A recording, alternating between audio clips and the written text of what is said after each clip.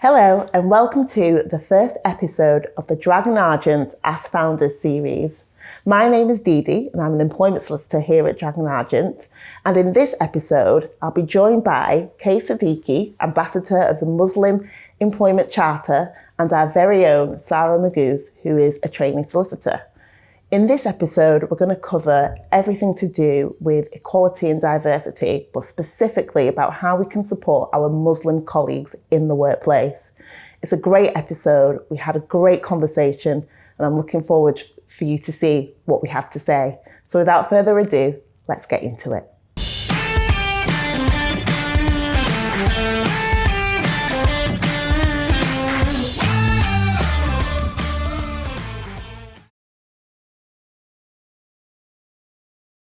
So welcome Sara and welcome Qays. Thank you for being part of our founder series for Dragon Argent.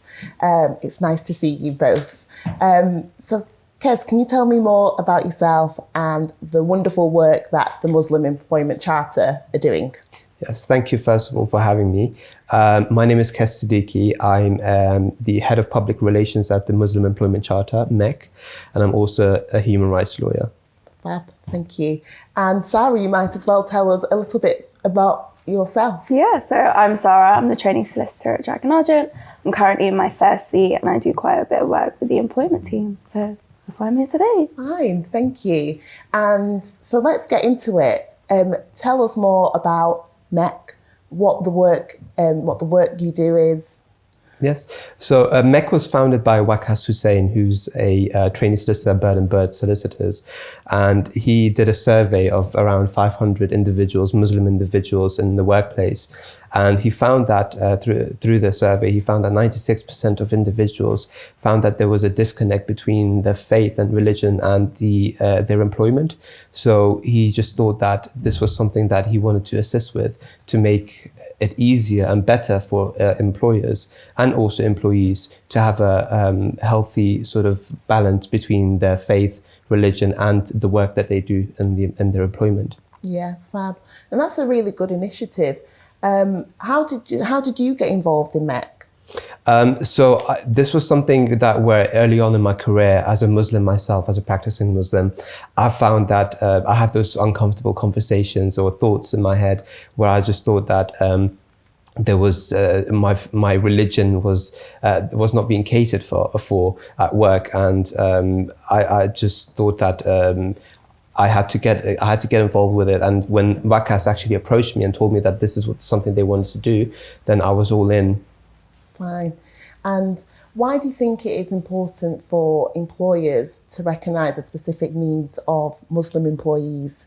There's over 3.5 million Muslims in the UK, and we are a large community within the employment force, and we as Muslims, we have to pray 5 times a day, and the way that we pray is quite unique in the sense where before we pray we have to do ablution, which is a cleansing of ourselves, and majority of workplaces, they don't have a specific place for ablution, or they don't even have a prayer room where employees could actually pray.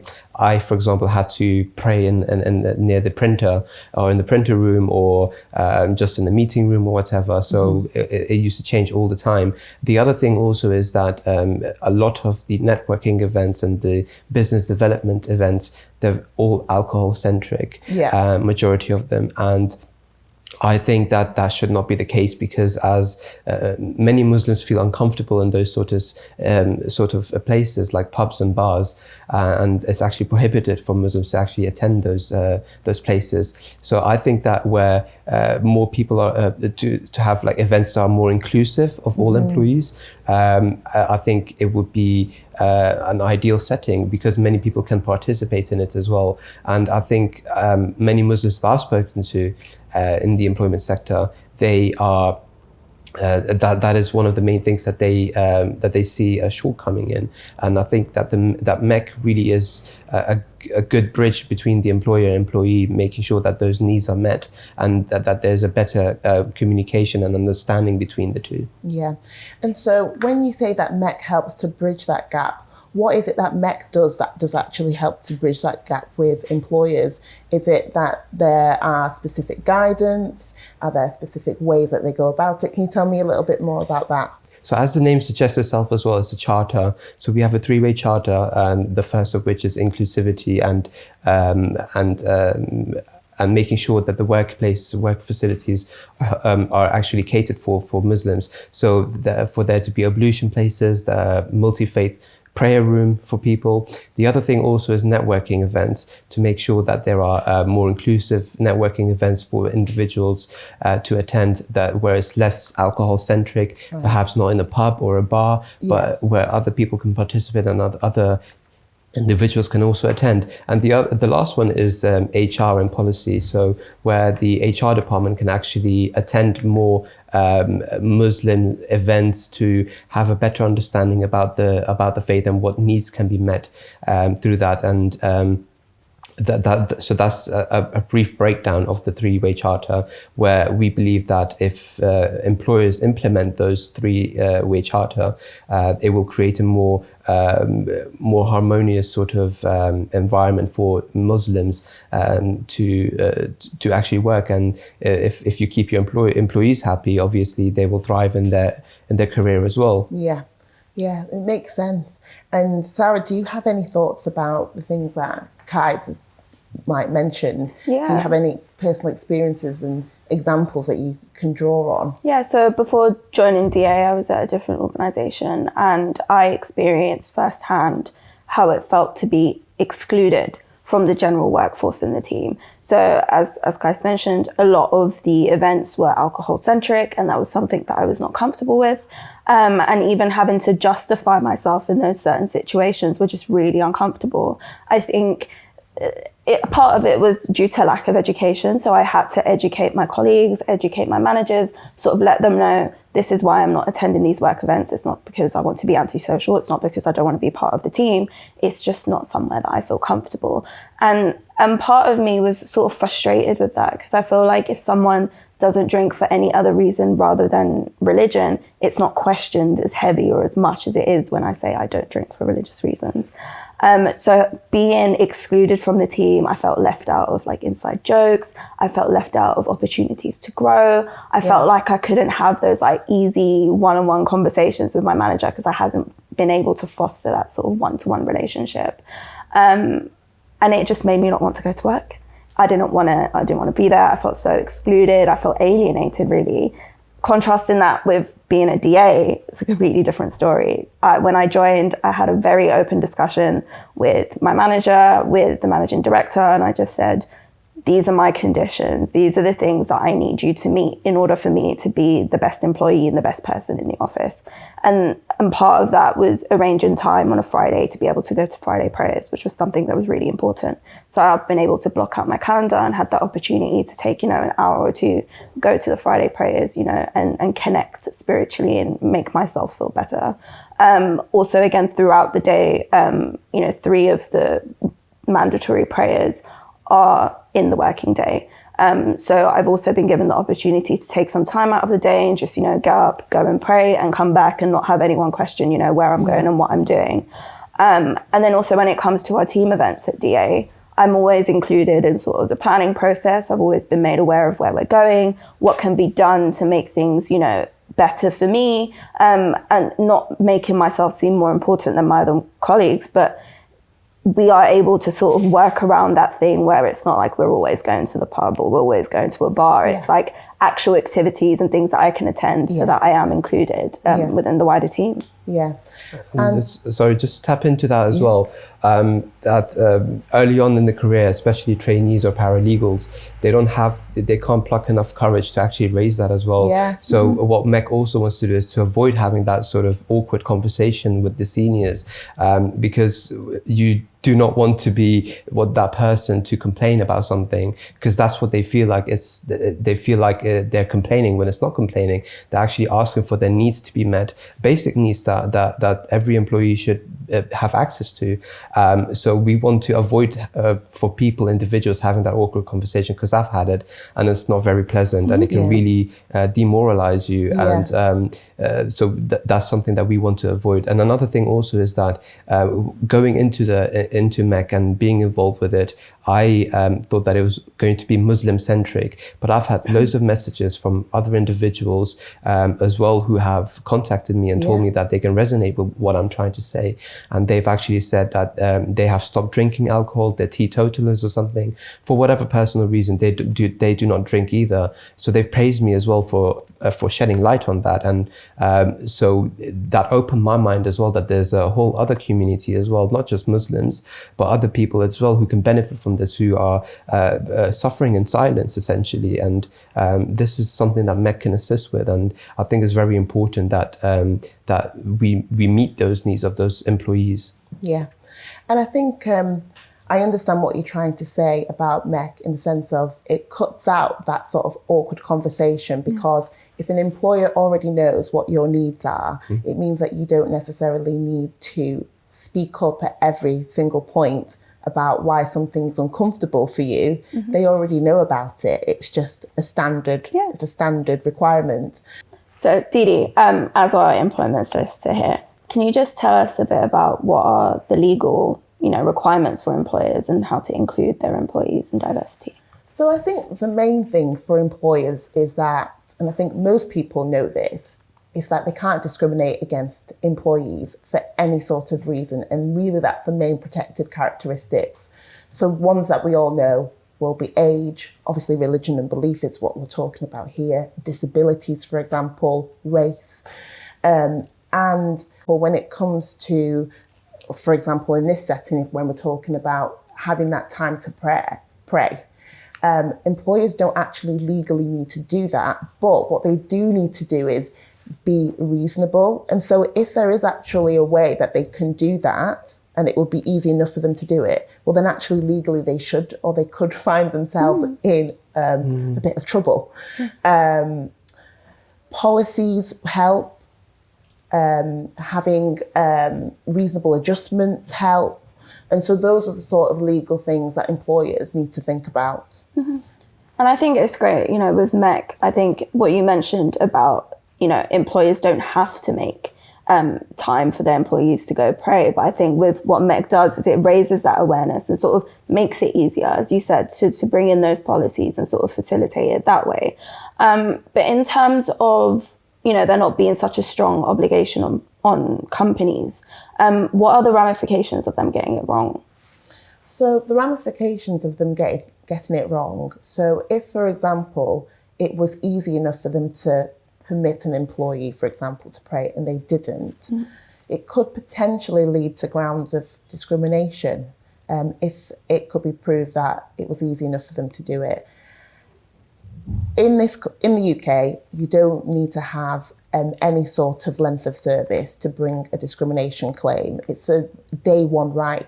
In fact, you can actually bring a claim if you went to an interview and you felt that you were discriminated against. That's how strongly it is. And when it comes to a discrimination claim, the award that a claimant can get, it's unlimited, it's uncapped. So we're talking thousands upon thousands of pounds. So it is important for employers to get it right. But even aside of that, I think it is still important for employers to go above and beyond. It's not just about what legal duties say you can and can't do. We all know that it's important for employee satisfaction, for everyone to feel welcome. And that's what helps for everyone to feel like they're in a diverse and inclusive workplace. I'm sure that's something that you might agree with as well. Definitely. I think if the workplace is diverse, if it's inclusive, if employees are made to feel welcome, then they're going to want to perform better. They're going to be better inherently because they're more comfortable. So they're going to be able to thrive more. They're going to be able to work more with their colleagues. And I'm sure, there are other benefits. I mean, guys. Yeah, I mean, the thing in this day and age, people are very careful. about saying the wrong things, especially when it comes to something as sensitive as religion. They just avoid it altogether. They don't want to get into that sort of Pandora's box, so they try to avoid it altogether. And I think that's where the disconnect is. We should be able to speak about certain things, but it's the way you approach something, or the way you raise it with an employee that's important, not what is being discussed, because it is important. And religion for Muslims is a very big part of our lives. It's a way of life for us, actually. So, and I think in this day and age, people are afraid that they're going to say the wrong thing, but that shouldn't be the case. We should have those discussions, and we can educate each other, and it will not only benefit the employer, but also the employee, and making them understand what the religion it means to them. And I think that we shouldn't avoid having these conversations, especially even though in this day and age it's quite sensitive to talk about these kind of things, but it's very important, and MEC can actually assist with, that's what I spoke about, bridging the gap. So if you feel uncomfortable raising it or something like that, we can actually assist with being that bridge for the employer and employee to make it an easy sort of communication or conversation to have. Yeah. And I think obviously in Britain we have a very diverse workforce, don't we? And I always think that an open line of communication can solve a lot of problems. Absolutely. Definitely. And that's what I think it's all about in the end of the day. I think the main theme that I'm getting from this, and correct me if I'm wrong, the main thing I'm getting is communication, 100%. speaking with each other. Absolutely. You're not trying to say that you can't do this or you can't do that. Everybody's needs are different. I think you touched on that before, Sarah, that different Muslims will have different things that they feel are comfortable with. And so, I think it's really... As I said, it's how you approach it, not what you approach. So if that's spoken about, and there is an easy, as I said, communication or conversation channel, then by all means do that, because it's so important. There's a lot of Muslim employees in London, outside of London, so it's only beneficial for employers. Yeah. So Didi, in your experience as an employment solicitor, what do you recommend employers should do in order to make sure that they're diverse and inclusive? Well, the main thing, which I've already touched on, is communication.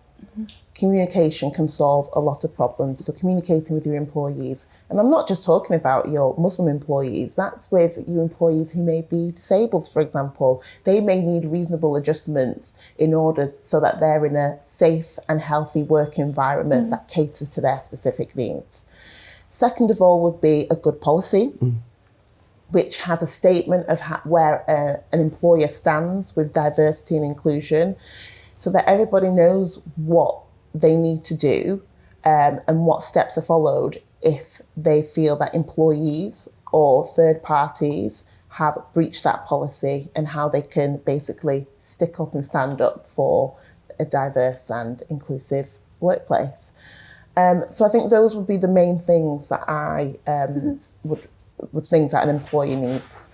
And I think training as well, right? Yes, and training is a big one. And I'm glad that you brought that up, because people think when it comes to training that they're talking about people who are in like leadership or management roles. No, the rest of the employees and colleagues need training as well, because you have to give people grace. People don't know everything. That's why we're all different. And if we have training, that's where we get to learn about everybody's differences and make sure that we have a workplace where everyone is respected equally. And that's the whole point of diversity and inclusion in the end of the day. Absolutely. I know for me, I think one of the major benefits that I see in companies as well is that having that diverse workforce and being inclusive will also generate different ideas. So for example, if you wanted to pitch an idea to the wider team, because you've got people from so many different walks of life, they're able to bring their own experiences and help your company flourish. 100%. I mean, the other benefits to that could be, having that open conversation, being able to understand each other, and then that will lay into your teamwork. So you're able to easily communicate with one another, cross-sell things if that's something that you do within your company.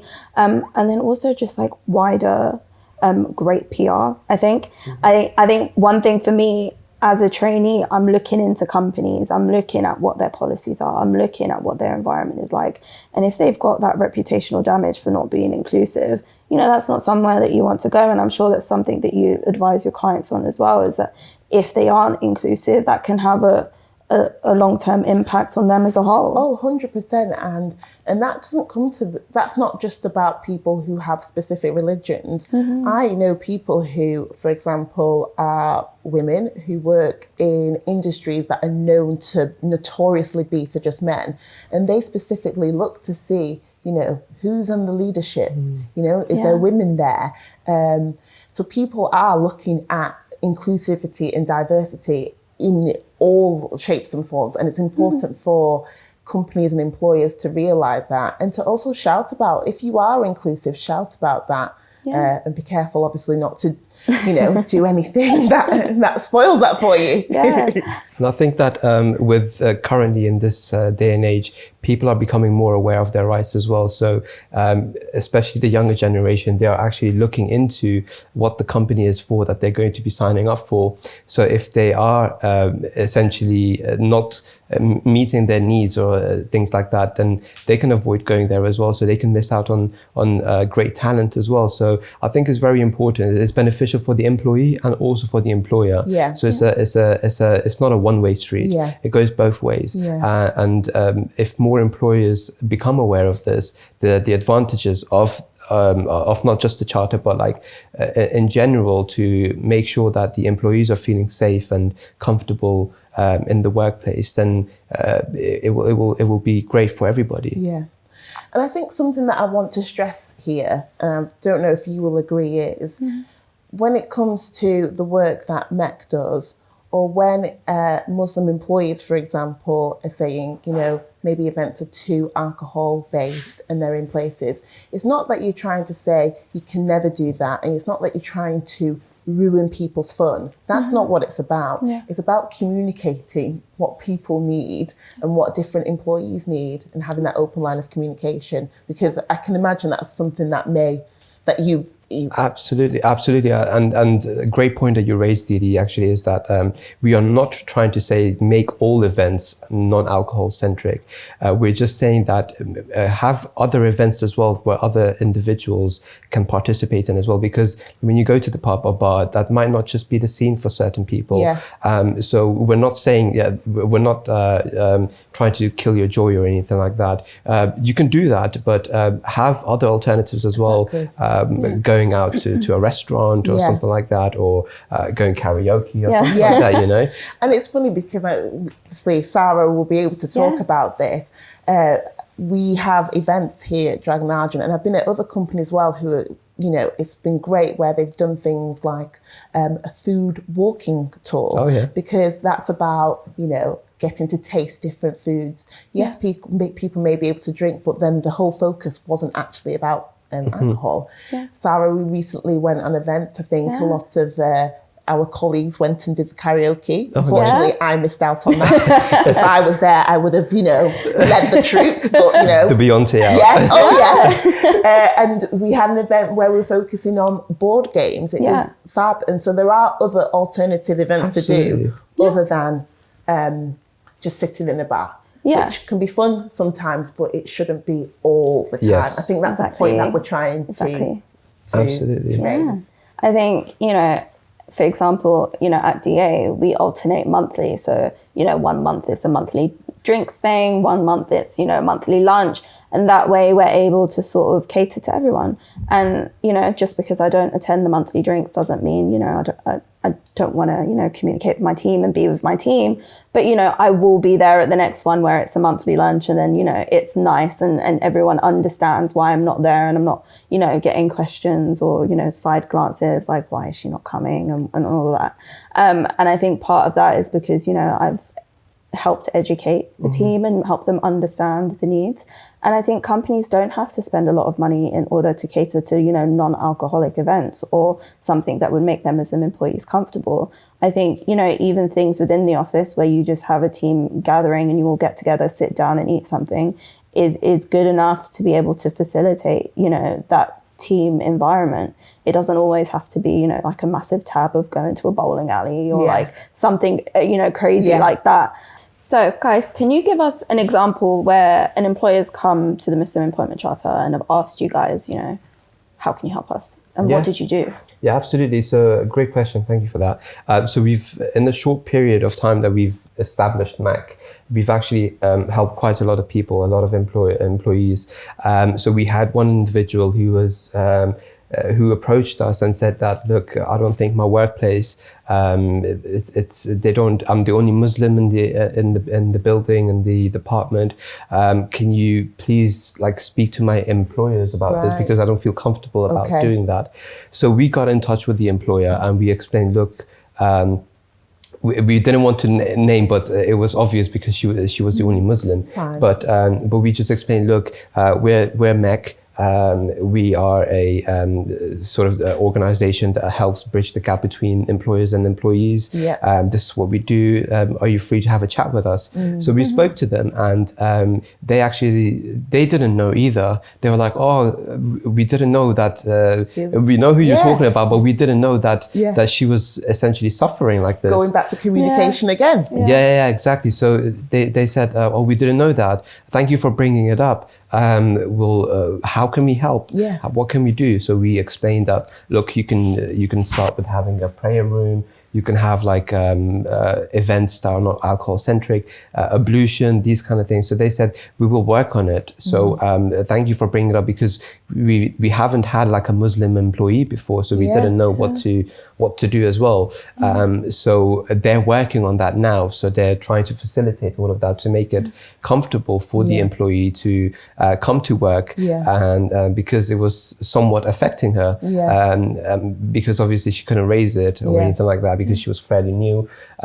So we helped in that way. So once they implement all of that, they get the stamp of approval from MEC, and they can actually put on their website, they can promote it that we are MEC approved.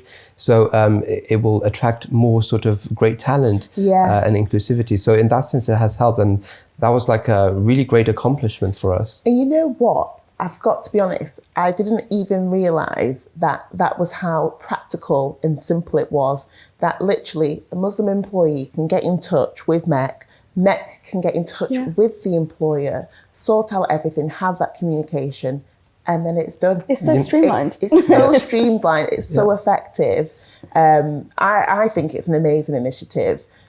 As you know, as people, we don't know everything, do we? So it's nice that MEC is, you know. No, definitely. And as you've said, it's all about communication, because not everybody knows everything. Not everybody knows. Yeah, We've absolutely. got to give people grace. Genuinely, there are times where people don't know. Let's be real. There are times when people do have reasonable knowledge and they maybe choose not to.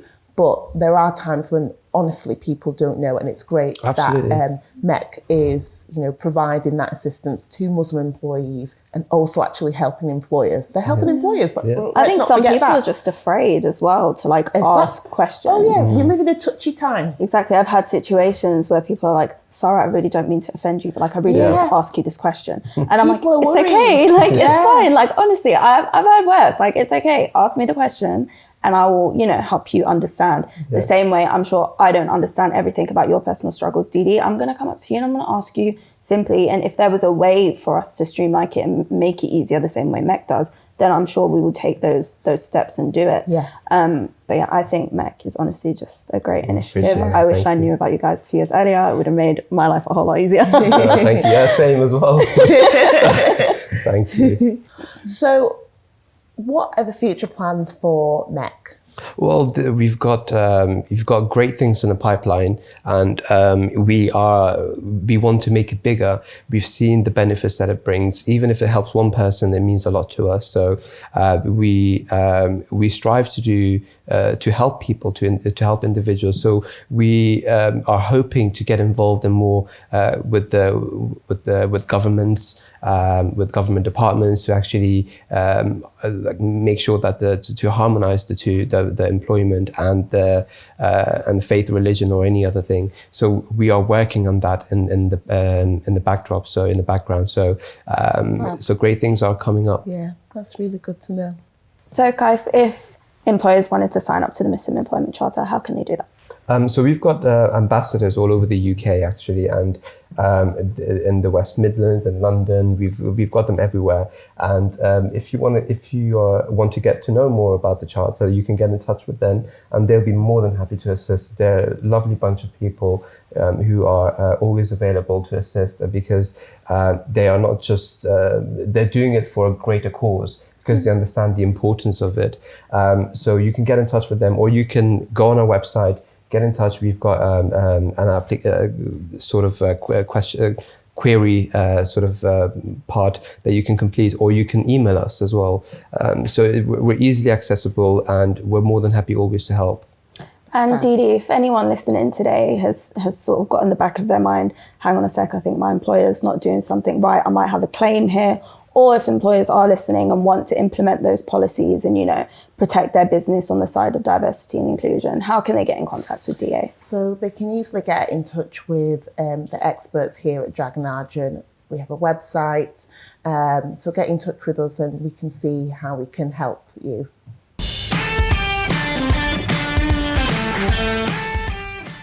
So we hope you enjoyed the first episode of Dragon Argent's Ask Founders series. We covered some amazing topics, and a massive thank you to Qays once again.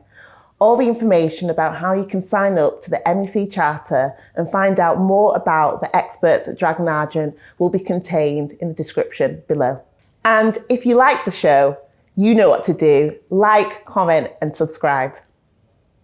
Thank you.